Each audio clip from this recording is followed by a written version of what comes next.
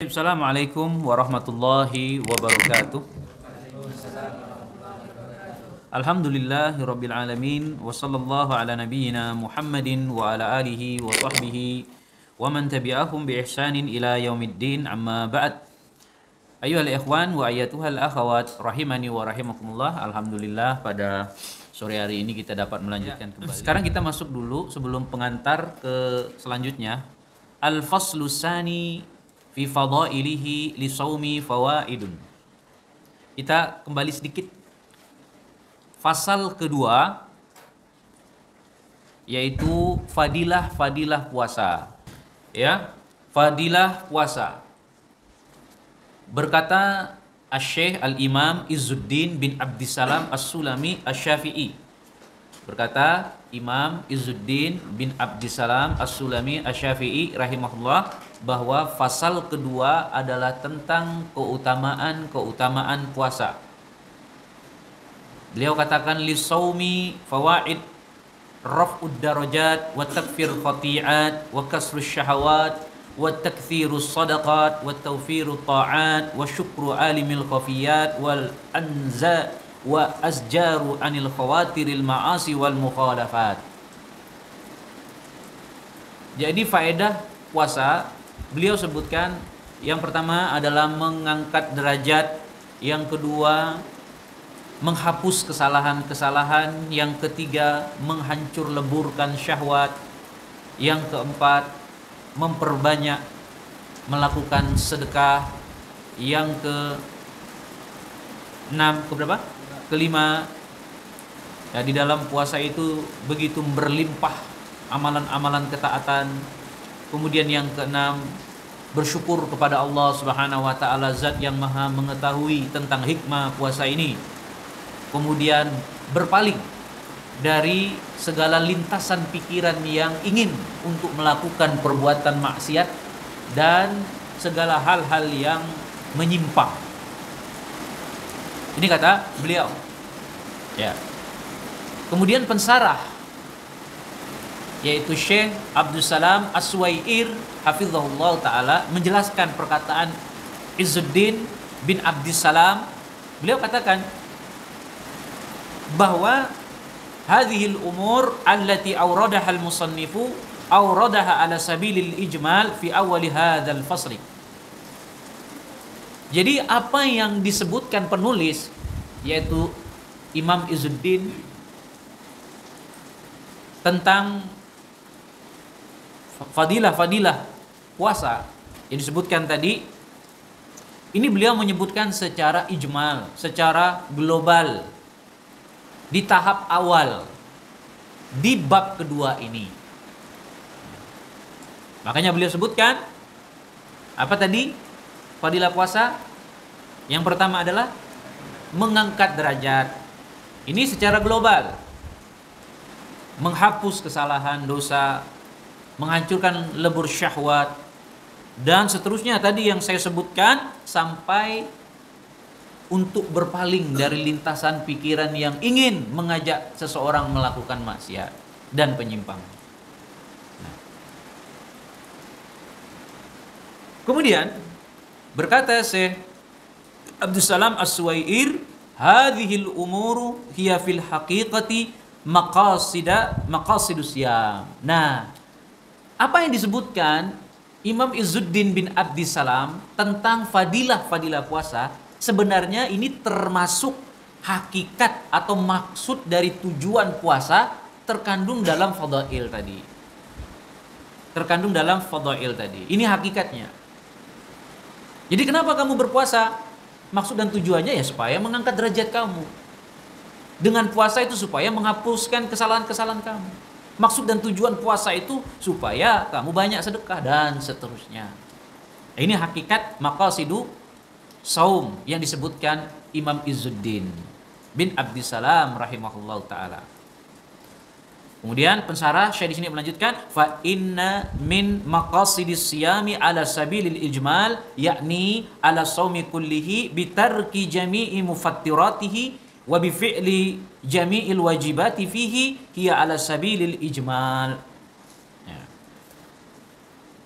Jadi maksud dan tujuan puasa secara ijmal itu artinya semua puasa yang dilakukan itu intinya tujuannya adalah meninggalkan segala sesuatu pembatal-pembatal dari puasa. Jadi secara ijmal maksud dan tujuan puasa itu apa? Ya kamu tinggalkan semua pembatal-pembatal puasa.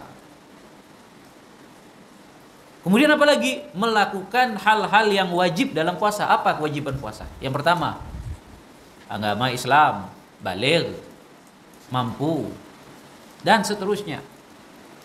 Ya. Dan inilah maqasid atau maksud dan tujuan puasa secara ijmal. Kemudian berkata lagi Syekh Abdul Salam As-Suwair pensarah kitab ini, wa qabla an nantaqila lima ba'daha indi masail. Sebelum kita berpindah kepada pembahasan setelah ini, saya punya beberapa masail. Saya memiliki beberapa faedah-faedah, permasalahan-permasalahan yang harus dipahami, kata beliau.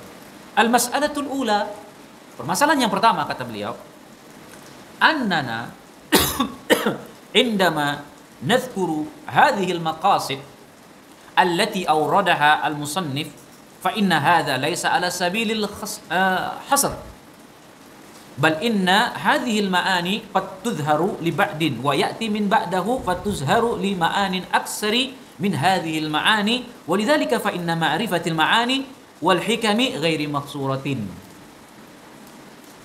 Nah, saya jelaskan bahwasanya kita ketika menyebutkan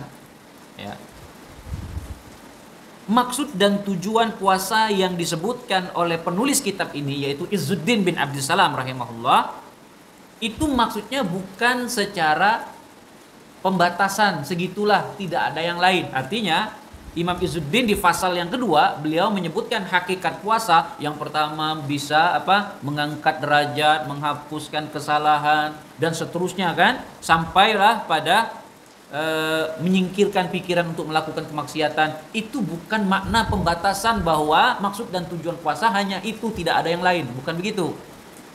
Paham? Ya, bukan demikian. Ya.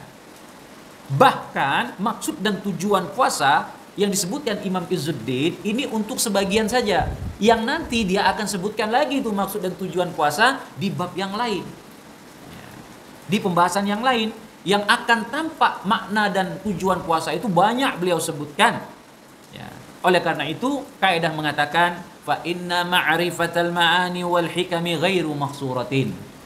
Oleh karena itu mengetahui tujuan dan hikmah sesuatu hukum itu tidaklah memiliki tidak terbatas.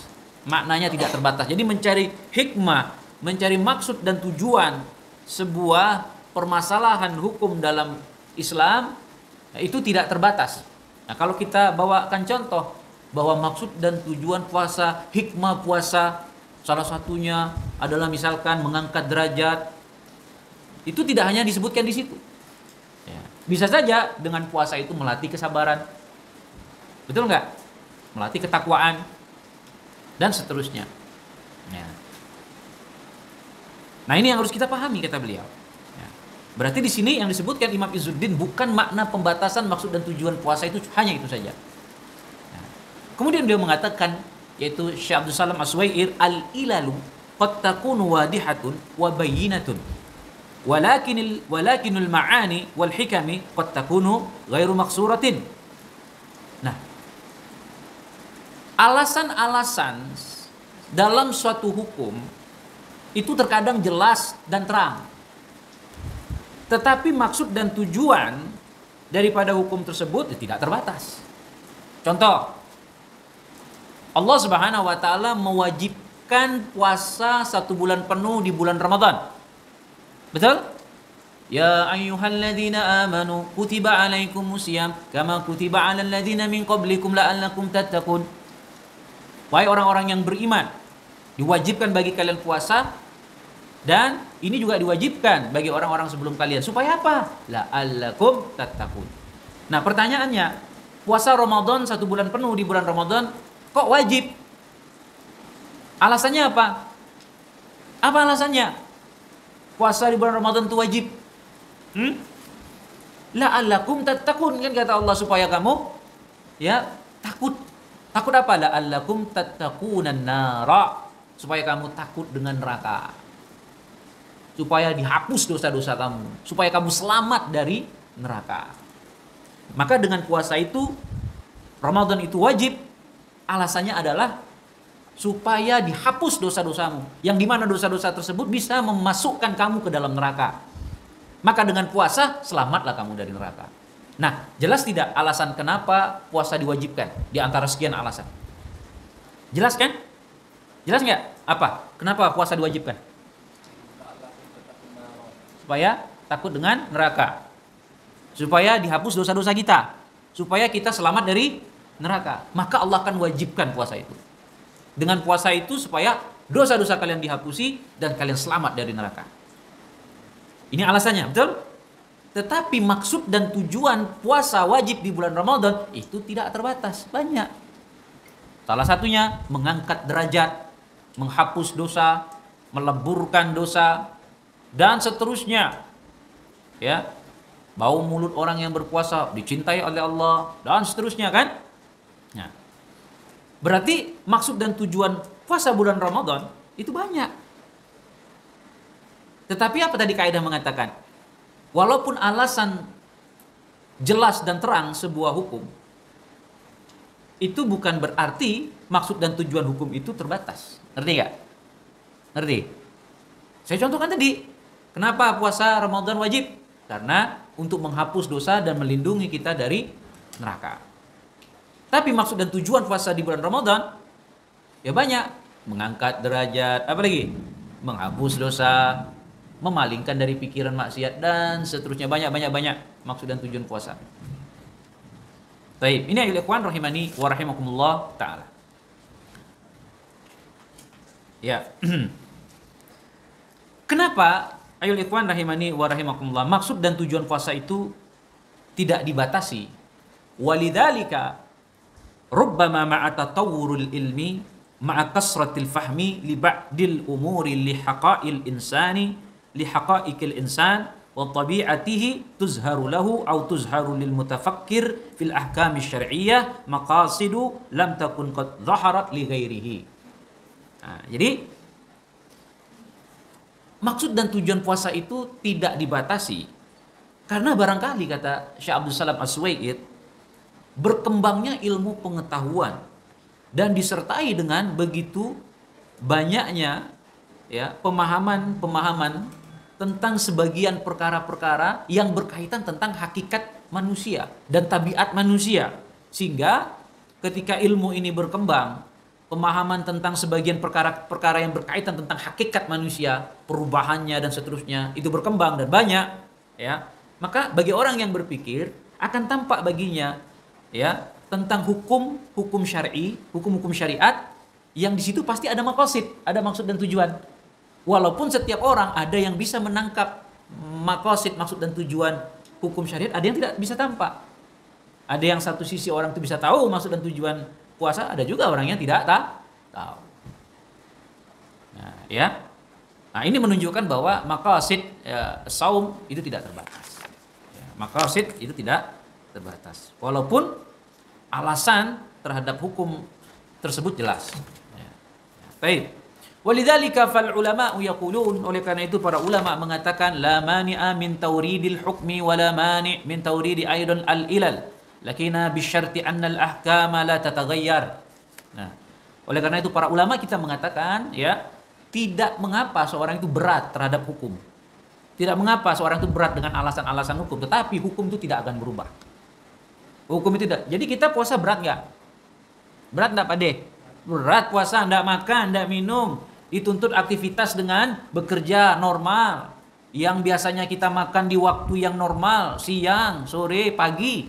Tiba-tiba puasa karena kewajiban, tuntutan hukum, berat bagi kita. Siapa bilang puasa enggak berat? Berat. Puasa itu berat. Nah, kita memang merasa berat puasa. Nah, ya, alasannya pun juga berat. Tetapi hukum puasa itu tidak akan berubah. Tetap wajib bagi orang yang beriman. Mau apa? Kata Allah, karena wajib jalankan. Disitulah kita dilatih. Ya, keimanan kita, kesabaran kita, hikmahnya, maksud dan tujuannya besar, mengangkat derajat kita dan seterusnya. Itu kata ulama ya. Nah, ana aradtu an aqula faqat anna hadhihi laysat ala sabilil hasar. Saya ingin mengatakan, kata Syekh Abdul Salam Aswair, bahwa maqasid puasa atau maqasid, maksud dan tujuannya puasa itu tidak terbatas gitu ya. Ya tidak, terus ini yang saya ingin sampaikan. Ini kata beliau, ini harus kita pahami ya. Kemudian selanjutnya Syekh Abdullah Aswair masih melanjutkan, wal istidlalul musannifu yadulluna ala faidatin muhimmatin wa huwa annal istidlala bil maqsidi al juz'i la budda ayakuna likashfihi dalilun wa hadhihi mas'alatun muhimmatun jiddan kata beliau. Ya. Nah, jadi belajar bahasa Arab ya. Nah, jadi beliau mengatakan pendalilan yang kesimpulan dari dalil-dalil yang diambil oleh Imam Izzuddin bin Abdissalam Asy-Syafi'i menunjukkan kepada kita tentang faedah yang sangat penting sekali. Sangat penting sekali. Ya. Apa yang disampaikan oleh Syekh Abdullah Aswair menjelaskan perkataan Imam Izzuddin tadi, bahwa kesimpulan dalil yang diambil oleh Imam Izzuddin terhadap maqasid juz'i. Maqasid juz'i itu apa? Sudah saya jelaskan kan pertemuan pertama, maksud dan tujuan parsial. Jadi maksud tujuan parsial itu begini. Setiap cabang ilmu di antara ilmu-ilmu syar'i itu terdapat maksud dan tujuan daripada cabang ilmu itu. Puasa ada maksud dan tujuan, salat ada maksud dan tujuan, dan seterusnya. Itu disebut maqasidu juz'i. Nah, jadi pengambilan kesimpulan dari dalil-dalil terhadap maksud dan tujuan parsial dalam cabang ilmu, misalkan dalam puasa, itu ya harus ditampakkan dengan dalil. Dan ini permasalahan yang sangat penting, sangat penting sekali. Ya. Kenapa kata beliau? Nah, saya jelaskan dulu ya. Coba perhatikan. Saya berikan contoh nanti ya, biar antum paham. Bahwa kan di sini Syekh Abdullah Aswair mengatakan bahwa pengambilan kesimpulan oleh Imam Izzuddin bin Abdissalam Asy-Syafi'i ini sangat penting sekali. Kenapa? Kesimpulan yang diambil dalam membangun maqasid juz'i, dalam membangun apa maksud dan tujuan parsial dalam cabang ilmu seperti puasa, sholat dan seterusnya, ya. Itu harus diungkapkan, harus disertai dengan dalil, tidak boleh tidak. Ya, tidak boleh tidak. Contoh, ya. Kenapa? Apa sih maksud dan tujuan puasa? Maksud dan tujuan puasa itu dapat mengangkat derajat seseorang. Harus ada dalilnya. Jangan pakai kira-kira. Gitu. Itu maksud dia. Kenapa maksud dan tujuan puasa dapat menghapuskan kesalahan? Harus disebut dalilnya. Jangan maksud dan tujuan ini, sebenarnya maksud dan tujuan puasa, hutang kita bisa hilang. Nah, tidak boleh kayak gitu. Dari mana dalilnya? Nah, itu sebagian orang sufi suka mencari maksud dan tujuan sebuah amalan yang tak ada dalilnya. Ujung-ujungnya apa? Bertapa di goa, tidak makan nasi, dan seterusnya supaya datang ilmu. Ini setelah melalui perenungan maksud dan tujuan syariat. Tanpa dalil, setan masuk. Yang terjadi apa? Sesat dan menyesatkan. Misalkan Abu Khadijah mau puasa, dia nggak tahu maqasid hafal Quran itu apa. Maqasid Quran itu apa? Maksud dan tujuan ngafal Quran apa? Maksud dan tujuan mengajarkan Quran itu apa? Itu yang didalami baru bisa tertanam. Nah, apa itu maqasid belajar ilmu syar'i? Apa tujuannya? Secara mendalam itu akan membuat kita semakin kokoh, semakin kuat untuk belajar nantinya. Nah, saya ulangi tadi ya. Bahwa dalam mengambil kesimpulan maksud dan tujuan parsial, juz'i, ya, itu harus ditampakkan dengan dalil, disertai dengan dalil, tidak boleh. Makanya bukan berarti tidak ada dalilnya. Kenapa? Apa sih maksud dan tujuannya puasa? Mengangkat derajat, menghilangkan dosa. Itu ada dalil nanti disebutkan. Mungkin nggak, kenapa sih Zen, kamu itu belum mau menikah? Misalkan ya, kenapa? Ya karena kalau bujang itu ya, itu pikiran kita bisa konsen. Nah, itu apa namanya? Itu kan dari dianya sendiri. Mana dalilnya? Anda boleh ngada-ngada kayak gitu, nggak boleh.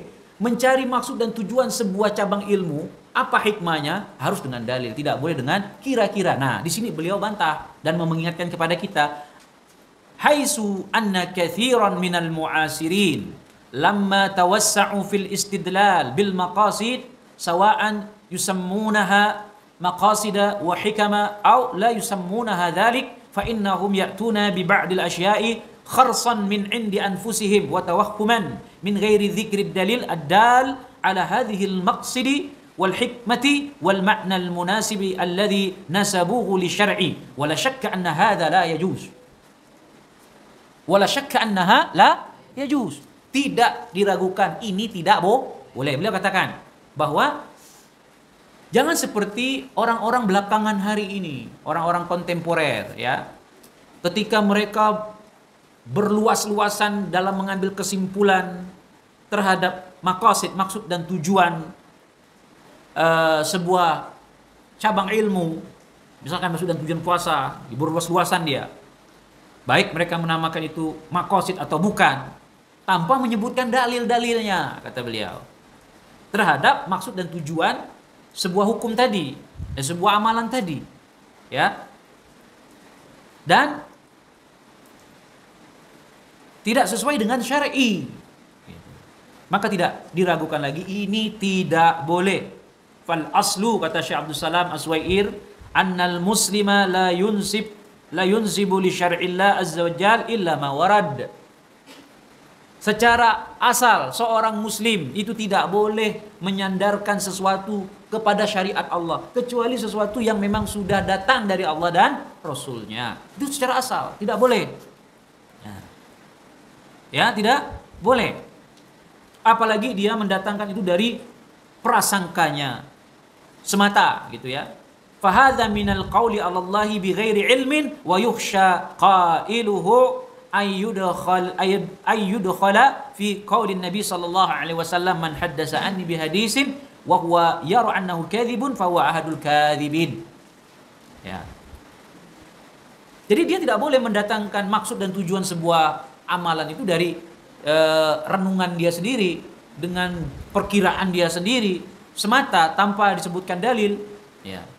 Dan ini dianggap seperti orang yang berbicara tentang Allah tanpa ilmu. Bahkan dikhawatirkan orang yang berbicara ini termasuk dengan ancaman hadis Nabi SAW, man haddasa anni bihadithin, barang siapa yang dia berbicara tentangku, kata Rasul, dengan sebuah hadis, fahuwa yara, padahal dia tahu annahu kadzibun, itu tidak benar datangnya dari Nabi, tapi dia sampaikan ini dari Nabi, fahuwa ahadul kadzibin, dan dia termasuk salah satu pendusta. Ingat ya, pendusta. Kemudian di hadis yang lain Rasulullah mengatakan, ya, man kadzdzaba alayya muta'ammidan falyatabawwa' maq'adahu minan nar. Barang siapa yang berdusta sengaja atasku, maka siapkan tempatnya di neraka. Jadi apa yang dimaksud berdusta? Karena beliau mengatakan al-kadzbu 'ala nabi innama fil lafzi wa imma fil ma'na. Yang dimaksud berdusta atas Nabi itu kalau dia mengatakan secara lafaz ini dari Nabi padahal bukan, atau dia mengatakan secara makna, oh ini maknanya dari Nabi padahal bukan. Dusta itu namanya. Dan kemudian yang kedua, kullu amalin ibni adama lahu illa siyam fa innahu li wa ana ajzi bihi wa siyamu junnatun fa idza kana yaumus shaumi ahadukum fala yarfus yauma idin wala yasfat fa in sabahu ahadun aw qatalahu falyakul inni imru'un sha'imun inni sha'imun walladhi nafsi Muhammadin biyadi la khulufu sha'imi atyabu indallahi yaumal qiyamah min rihil misik walisa'imi farhatani yafrahuhuma idza aftara farhu bi fitrihi wa idza laqiya rabbahu fariha bi saumihi. Nah, beliau sebutkan dalil yang kedua masih tentang puasa itu maksud dan tujuannya mengangkat derajat. Apa kata Rasulullah? Setiap anak Adam ya, setiap amalan anak Adam itu dibalas pahalanya, ya, kecuali puasa. Sesungguhnya kalau amalan selain puasa itu untuk hamba sendiri, ya. Adapun puasa itu untukku, kata Allah. Dan aku yang langsung memberi ganjaran pahala kepada orang yang berpuasa. Allah langsung. Kemudian wasiyamu junnatun. Puasa itu adalah perisai. Barang siapa yang dia puasa dan dia tidak berkata keji, dia tidak berdebat dengan suara yang tinggi. Kemudian apabila seorang mencela dia atau mengajak dia berantem, mengajak dia berdebat, maka katakan kepada orang tersebut, sesungguhnya inni shaimun. Inni shaimun, aku adalah orang yang berpuasa. Wallazi nafsi Muhammadin biyadi, demi zat yang Nabi Muhammad berada di tangannya. La khulufu sha'im, sesungguhnya bau mulut orang yang berpuasa itu lebih wangi di sisi Allah Subhanahu wa taala pada hari kiamat dibandingkan minyak harum misik. Dan bagi orang yang berpuasa terdapat dua kebahagiaan. Yang dia berbahagia dengan kedua tersebut. Yang pertama, apabila dia berbuka, dia berbahagia dengan bukanya. Jika dia, yang kedua, kebahagiaan yang kedua adalah ketika dia bertemu dengan Rabb-nya pada hari kiamat, dia berbahagia dengan puasa yang dia lakukan. Ya. Kemudian dalil yang ketiga, kullu amali ibni Adam yudha'aful hasanatu asyru amsalha ila 700 dhi'fin. Qala Allah azza wa jalla illa shaum fa innahu li wa ana ajzi bihi yad'u syahwatahu wa ta'amahu min ajli. Setiap amalan anak Adam, kata Rasulullah, itu dilipat gandakan sampai 7 kali lipat hingga 700 kali lipat atau lebih. Tuh bayangkan, setiap amalan seorang hamba itu dilipat gandakan oleh Allah sampai dengan 7 kali lipat, bahkan sampai dengan 700 kali lipat, bahkan lebih, kecuali puasa, kata Rasulullah. Berarti lebih daripada itu, besar amalan puasa, ya. Kenapa Allah katakan fa innahu li? Karena puasa itu untukku, kata Allah. Wa ana ajzi bihi, dan aku langsung memberi ganjaran puasa itu kepada orang yang berpuasa. Kenapa? Yada'u syahwatahu wa ta'amahu min ajli. Karena orang yang berpuasa, mereka adalah menahan syahwatnya, menahan makannya karena aku. Ya, karena aku. Wajar tinggi derajat orang yang berpuasa. Allah angkat derajat orang yang berpuasa.